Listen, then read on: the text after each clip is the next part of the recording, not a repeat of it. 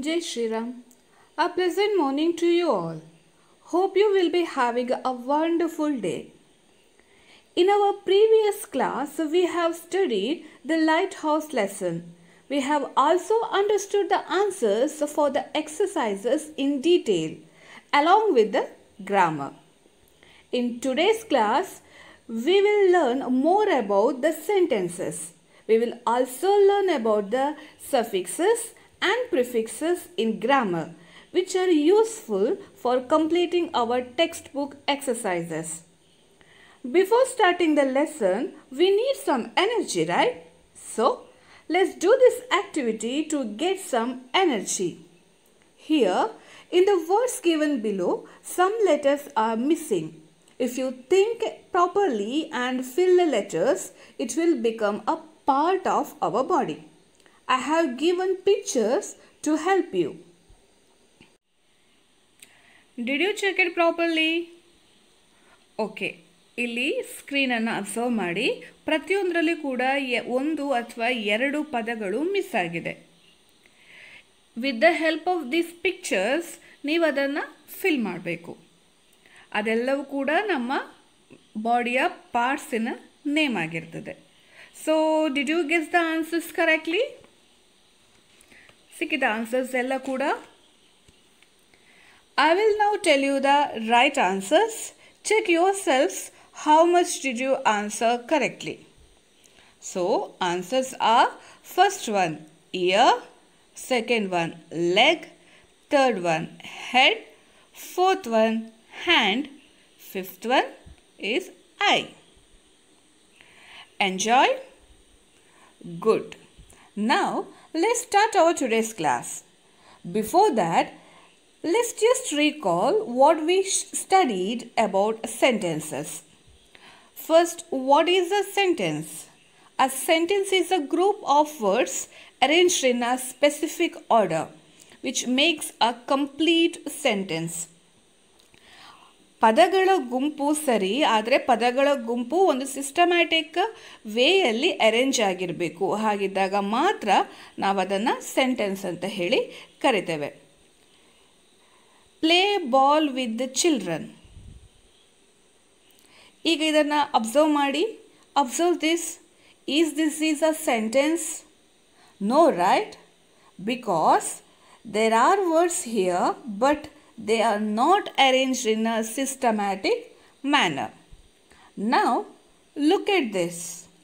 Read it once. Children play with ball. Children play with ball. Yes, this is sentence, right? Good. You know it correctly. Next, a simple sentence that we spend or write consists of two parts, the subject and predicate.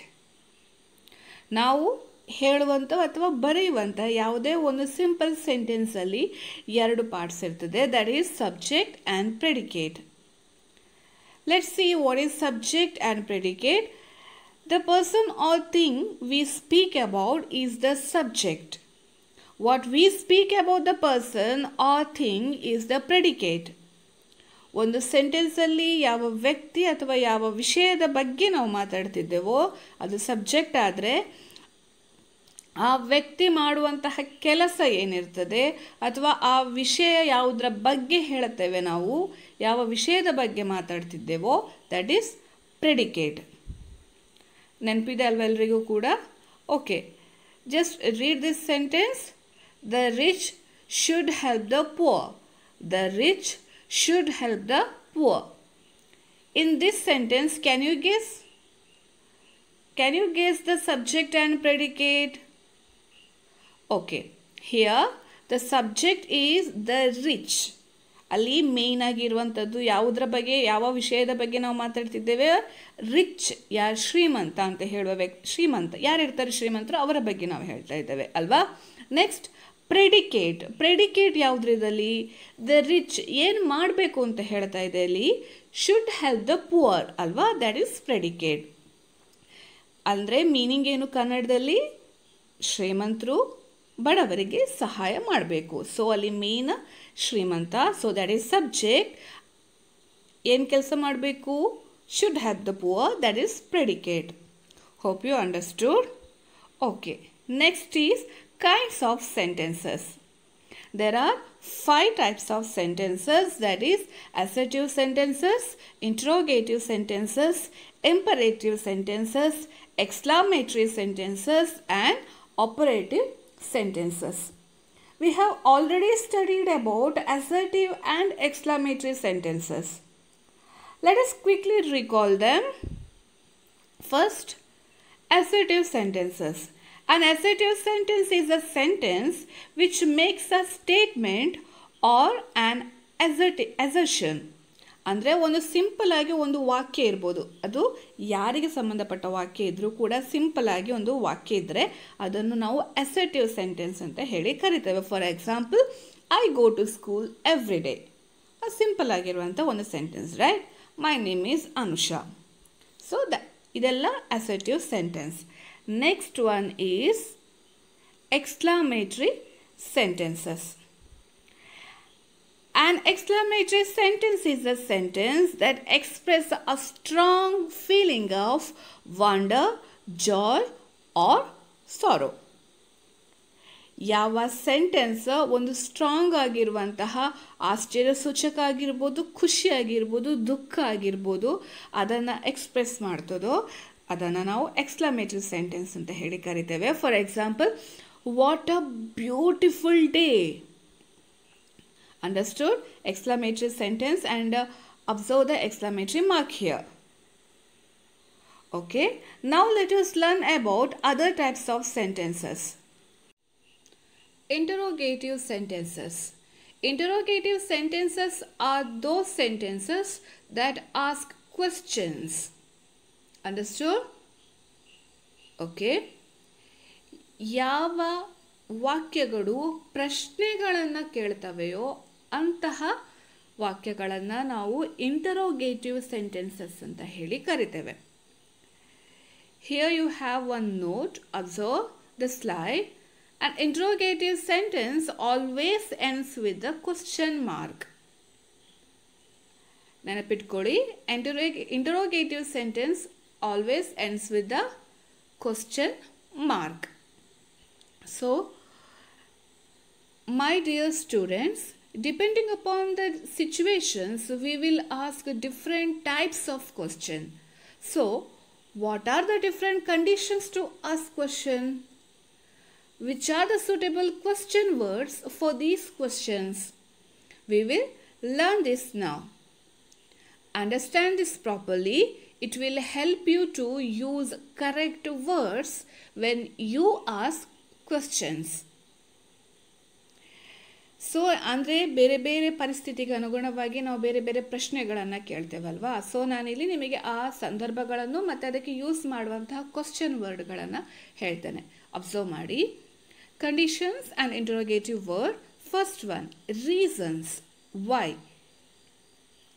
ನಾವು ಯಾವಾಗಾದರೂ ರೀಸನ್ಸಿಗೆ, ಕಾರಣಗಳಿಗೆ ಸಂಬಂಧಪಟ್ಟ ಪ್ರಶ್ನೆಗಳನ್ನು ಕೇಳುವಾಗ ನಾವು ಯಾವುದನ್ನು use ಮಾಡಬೇಕು? Y ಅನ್ನು use ಮಾಡಬೇಕು. ಮ್ಯಾಟರ್. ಯಾವುದೇ ಒಂದು ವಿಷಯಕ್ಕೆ ಸಂಬಂಧಪಟ್ಟಂಥ ಒಂದು ಪರ್ಟಿಕ್ಯುಲರ್ ವಿಷಯವನ್ನು ನಾವು ಕೇಳಬೇಕು ಅಂತಿದ್ದಾಗ ನಾವು ವಾಟ್ ಹೇಳುವ ಕ್ವಶನ್ ವರ್ಡನ್ನು ಯೂಸ್ ಮಾಡ್ತೇವೆ.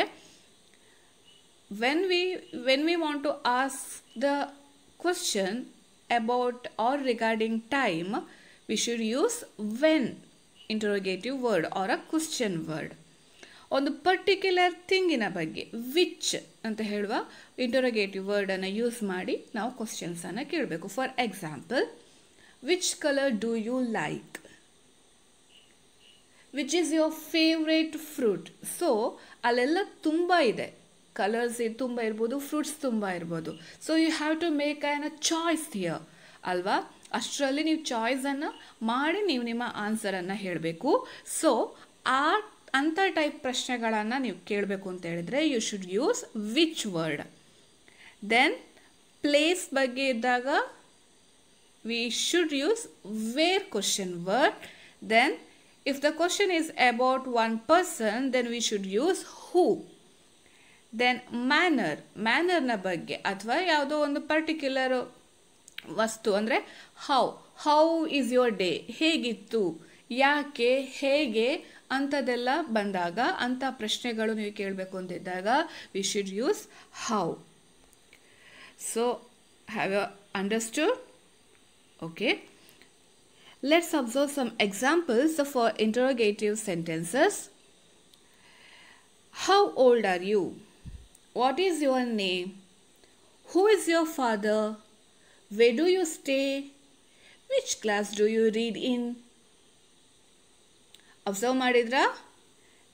Every sentence here ends with a question mark. Alva? Ella prashnagalu kuda, ella vakyagalu kuda ಏನು ಕೇಳ್ತಾ ಇದೆ? ಎಸ್. ಇಲ್ಲಿ each and every sentence is asking a question. So these all are examples for interrogative sentences. Let's move on. So now you know how interrogative sentences look like, right? Okay, the next one is imperative sentences. The sentence which make a request, express an order or command, expression or an advice are known as imperative sentences. That means ಯಾವ ವಾಕ್ಯ ಒಂದು ಆರ್ಡರನ್ನು pass ಮಾಡ್ತದೋ, ಒಂದು command ಮಾಡಿ ಹೇಳ್ತದೋ ಅಥವಾ ಒಂದು advice ಮಾಡ್ತದೋ ಅಂತಹ ವಾಕ್ಯಗಳನ್ನು ನಾವು ಇಂಪರೇಟಿವ್ ಸೆಂಟೆನ್ಸಸ್ ಅಂತ ಹೇಳಿ ಕರಿತೇವೆ. Again, you have a note. An imperative sentence may end with a full stop or an exclamatory mark. Observe properly. Examples: be quiet is a command. Alva? Command ಮಾಡ್ತಿದ್ದೇವೆ. Be quiet ಅಂತ ಹೇಳಿ. Next, please be quiet. So, here it is a request. Someone is requesting that please be quiet. Third one, stop. Again, it's a command. Observe the voice modulation. Stop. So, it's a command. Command ಮಾಡ್ತಿದ್ದೇವೆ ನಾವು, right? Okay, next example is take care of your health. It's an advice here. ನಿನ್ನ health ಬಗ್ಗೆ ಜಾಗ್ರತೆ ಮಾಡ್ಕೊ ಅಂತ ಹೇಳಿ ನಾವು ಇನ್ನೊಬ್ಬರಿಗೆ ಅಡ್ವೈಸ್ ಮಾಡ್ತೇವೆ. These all are examples for imperative sentences. Next one is operative sentences. The sentences which makes a prayer, a wish or a desire are called operative sentences. Desire means ashaya. So operative sentences ಅಂತ ಹೇಳಿದ್ರೆ ಯಾವ ವಾಕ್ಯಗಳು ಪ್ರಾರ್ಥನೆಯನ್ನು ಮಾಡುವ ಹಾಗೆ ಇರ್ತದೋ ಅಥವಾ ನಮ್ಮ ಆಸೆ ಅಥವಾ ಆಶಯವನ್ನು ತಿಳಿಸ್ತದೋ, that is called operative sentences. For example, wish you all the best. So here we are wishing someone that all the best. ಅಂದರೆ ವಿಶ್ ಮಾಡ್ತಿದ್ದೇವೆ, ಇನ್ನೊಬ್ಬರಿಗೆ ನಾವು ವಿಶ್ ಮಾಡ್ತಿದ್ದೇವೆ ಹೋಗುವಂಥ ಕೆಲಸ ಒಳ್ಳೆಯದಾಗಲಿ ಅಂತ ಹೇಳಿ.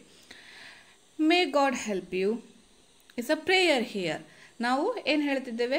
ದೇವ್ರು ನಿನಗೆ ಹೆಲ್ಪ್ ಮಾಡಲಿ ಅಂತ ಹೇಳಿ ನಾವು ಪ್ರೇಯರ್ ಮಾಡ್ತಿದ್ದೇವೆ, ಇನ್ನೊಬ್ರಿಗೋಸ್ಕರ ನಾವು ಪ್ರೇಯರ್ ಮಾಡ್ತಿದ್ದೇವೆ. So these all are examples for operative sentences. So we have learned about kinds of sentences with examples, right? I hope you have understood. Next we are going to learn about suffixes and prefixes. Prefix. Prefix is a group of letters placed before the root of word. ಅರ್ಥ ಆಯ್ತಾ? Prefix ಅಂತ ಹೇಳಿದರೆ pre ಅಂದರೆ ಮೊದಲು ಅಂತ ಹೇಳಿ ಅರ್ಥ. So ಒಂದು ಪದದ ಮೊದಲು ಕೆಲವೊಂದು ವರ್ಡ್ಗಳನ್ನು ನಾವು ಸೇರಿಸ್ತೇವೆ. ಅಂತಹ ವರ್ಡ್ಗಳನ್ನು ಮೇನ್ ಆಗಿರುವಂಥ ಒಂದು ಪದದ ಎದುರಿಗೆ ಇನ್ನೊಂದು ಪದವನ್ನು ಸೇರಿಸಿ ನಾವು ಅದನ್ನು ಒಟ್ಟಿಗೆ ಆ ಪದವನ್ನು ಓದಿದರೆ ಅದನ್ನು ನಾವು ಪ್ರಿಫಿಕ್ಸ್ ಅಂತ ಹೇಳಿ ಕರಿತೇವೆ. ಪ್ರಿಫಿಕ್ಸ್ ಅಂದರೆ ವರ್ಡಿನ ಮೊದಲು ನಾವು ಪದಗಳನ್ನು ಸೇರಿಸೋದು. Example, unhappy. Unhappy consist of prefix un, which means not, combined with the root word happy. The word unhappy means not happy. ಗೊತ್ತಾಯ್ತಾ? ಇಲ್ಲಿ ಫಾರ್ ಎಕ್ಸಾಂಪಲ್ ಅನ್ಹ್ಯಾಪಿ ಹೇಳುವಂಥ ಒಂದು ಪದದಲ್ಲಿ ಅಲ್ಲಿ root word main word is happy. ಹ್ಯಾಪಿಯ ಎದುರಿಗೆ ನಾವು ಪ್ರಿಫಿಕ್ಸನ್ನು ಆ್ಯಡ್ ಮಾಡಿದ್ದೇವೆ, that is un. Un means not, ಇಲ್ಲ ಅಂತ ಹೇಳುವಂಥ ಅರ್ಥವನ್ನು ಕೊಡ್ತದೆ. ಸೊ ಹ್ಯಾಪಿಯ ಎದುರಿಗೆ ನಾವು ಅನ್ ಅಂತ ಹೇಳಿದಾಗ ಅದು ಅನ್ಹ್ಯಾಪಿ ಆಗ್ತದೆ, which means not happy. So prefix ಹೇಳಿದರೆ ಏನು ಅಂತ ಹೇಳಿ ಅರ್ಥ ಆಯಿತು ಅಂತ ಹೇಳಿ ಭಾವಿಸ್ತೇನೆ. Let's move on. So many prefixes are there. Here I have given some prefixes with the meaning and examples for your better understanding. Let's have a look. Observe the slide here. Prefix dis means not, reverse, opposite.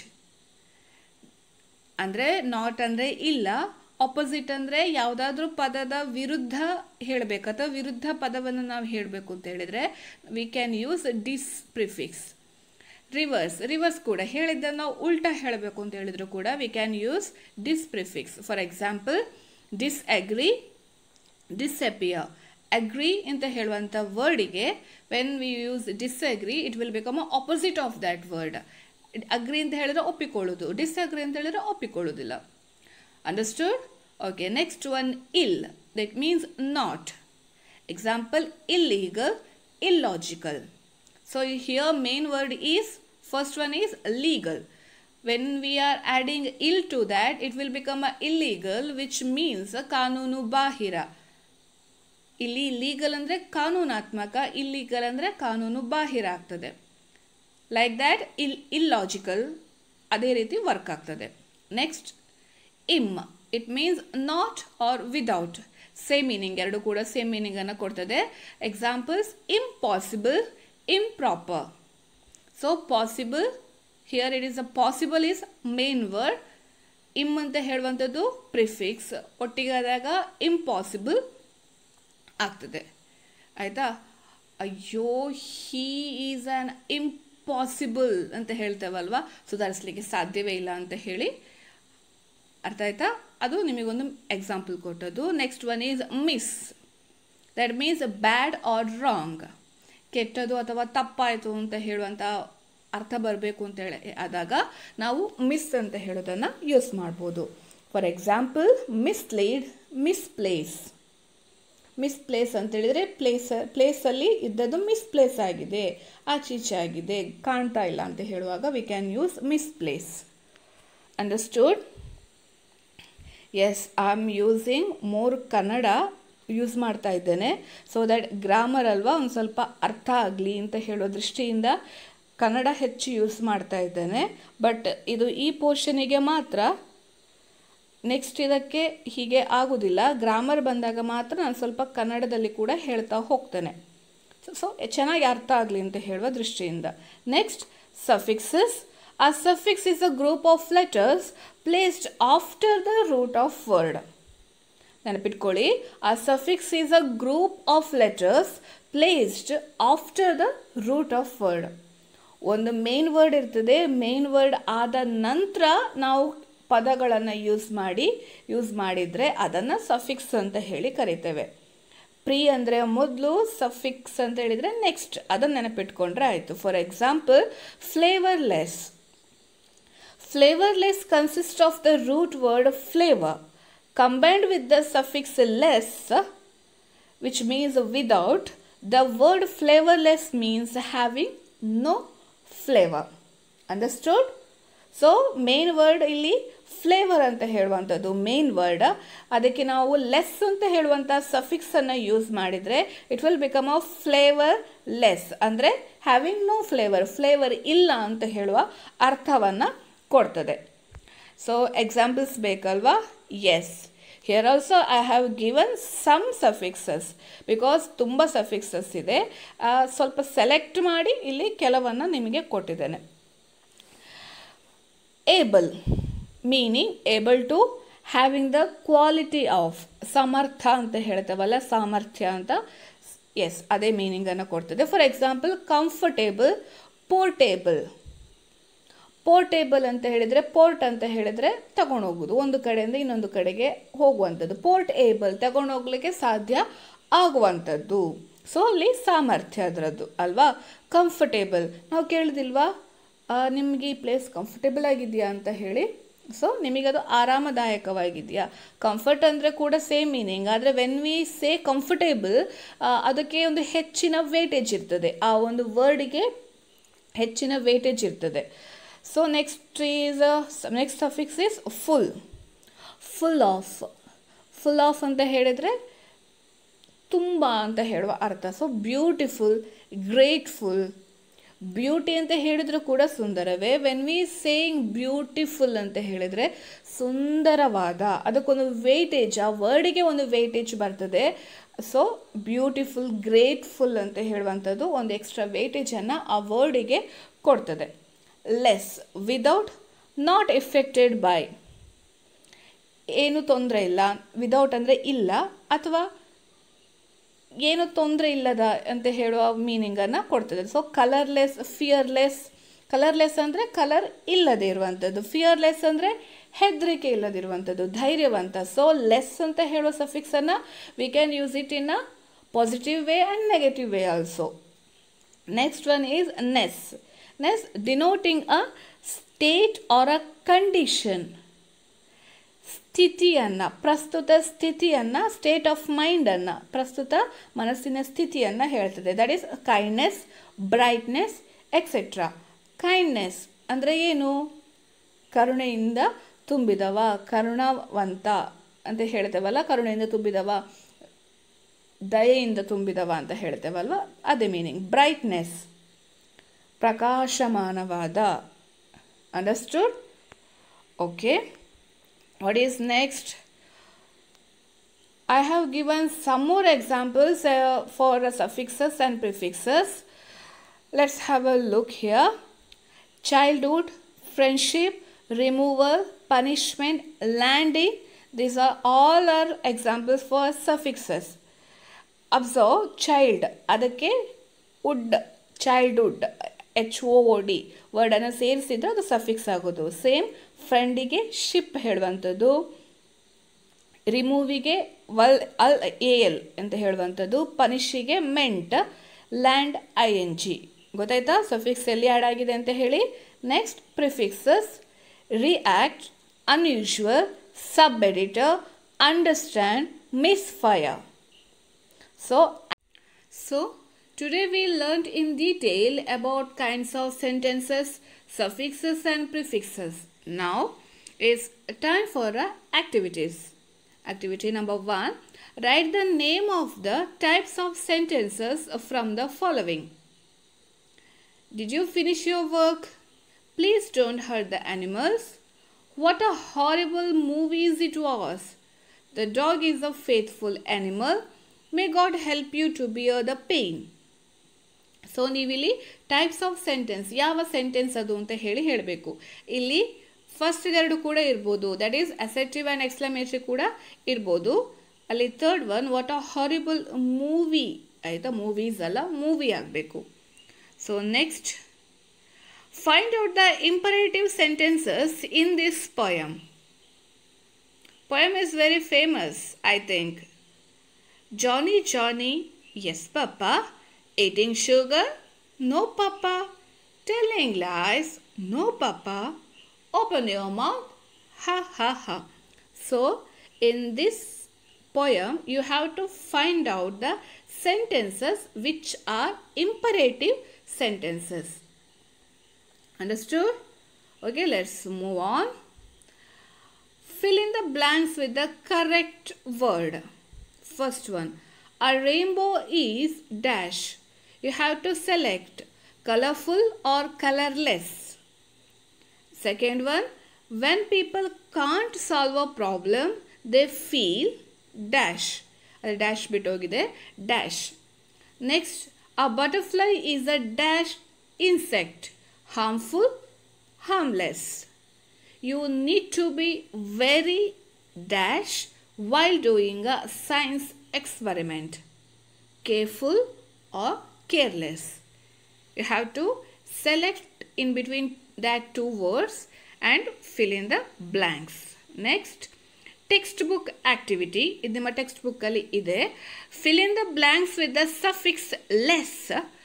Look at the clues given. So you have to fill in the blanks, but using the word yes, less, suffix less ಅನ್ನು use ಮಾಡಬೇಕು. Clues ಕೊಟ್ಟಿದ್ದಾರೆ. Clue words are use, fear, colour, weight, help, hope. I will read the sentences. Don't dry my red shirt in the sun. It will become. ಅದಕ್ಕೆ suitable ಆಗಿರೋ ಪದವನ್ನು ನೀವು ಯಾವುದು ಅಂತೇಳಿ ಹುಡುಕಬೇಕು. ಪ್ಲಸ್ ಅದಕ್ಕೆ ಸಫಿಕ್ಸ್ ಲೆಸ್ ಅನ್ನು ಆ್ಯಡ್ ಮಾಡಬೇಕು. ಓಕೆ, ನಾನು ಫಸ್ಟ್ ನಿಮಗೆ ಹೇಳ್ತೇನೆ ಬೇಕಾದರೆ. Don't dry my red shirt in the sun. It will become colorless. Understood? It will become colorless. There isn't enough drinking water in our place. The situation is dash. This apple is not fresh. It has become dash. I emptied all the contents of the bag. Now it is dash. I don't know what to do next. I'm feeling dash. Raju is a brave boy. He is dash too. So, observe the clues and fill in the blanks with the proper answer. Here, we completed our first chapter, The Lighthouse, and its exercise and also some grammar portion. Complete your work in time, study well, and you have one unit test in this chapter.